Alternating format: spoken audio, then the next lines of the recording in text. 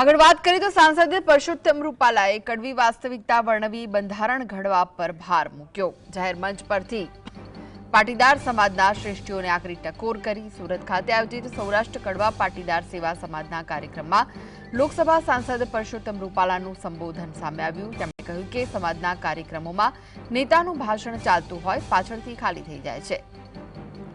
છૂટાછેડા પછી તેના બાપા પૈસા ગણવા બેસે છે એ આપણા માટે શરમજનક બાબત છે તેવું પરસોત્તમ રૂપાલાએ કહ્યું છે। સમાજની વર્તમાન સ્થિતિ અને ભવિષ્યના પડકારો અંગે ખૂબ જ ગંભીર અને મનનીય વિચારો વ્યક્ત કર્યા હતા। સમાજમાં આવતા પરિવર્તનો, કુરિવાજો અને આંતરિક અનુશાસન પર વિશેષ ભાર તેમણે મૂક્યો હતો। ભલે બધું બધા કરે પણ કઈ સમાજની તો કોઈ દોરી તો હોવી જોઈએ ને, કોઈ આ બાઉન્ડ્રીની બહાર નહીં જવાય।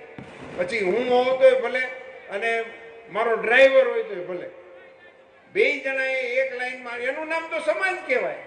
સમાજને નવેસરથી આપણા મકાનો અને સંસ્થાઓ એ તો આપણે ઘડીએ જ, પણ સાથે સાથે સમાજને પણ બંધારણની નવી તાકાત આપવાનો પ્રયાસ નવેસરથી કરવાની આવશ્યકતા છે।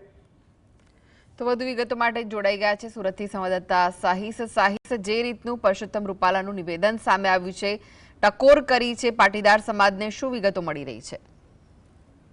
બિલકુલ, જે રીતના પરસોત્તમ રૂપાલા દ્વારા સુરતના મહેમાન બન્યા હતા અને તેમના એક કાર્યક્રમની અંદર એક ટકોર કરવામાં આવી હતી અને તેમની ટકોરને લઈને સમાજના જે અગ્રણીઓ હતા તે પણ ચોંકી ગયા હતા।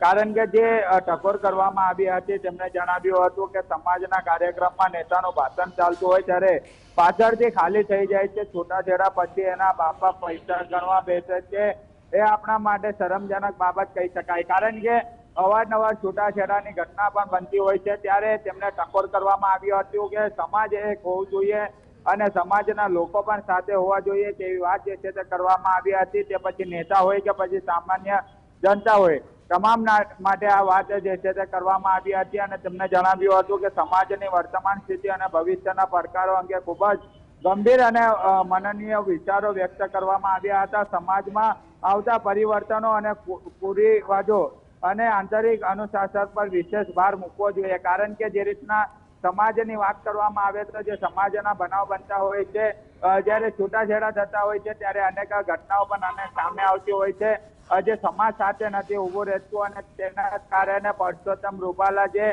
ભાજપના નેતા છે અને સાંસદ છે તેમના દ્વારા એક કાર્યક્રમની અંદર ટકોર કરવામાં આવી હતી અને તેમને જણાવ્યું હતું કે જ્યારે છૂટાછેડાની ઘટના હોય કે કોઈ પણ બનાવ બનતા હોય ત્યારે સમાજ સાથે રહેવું જોઈએ।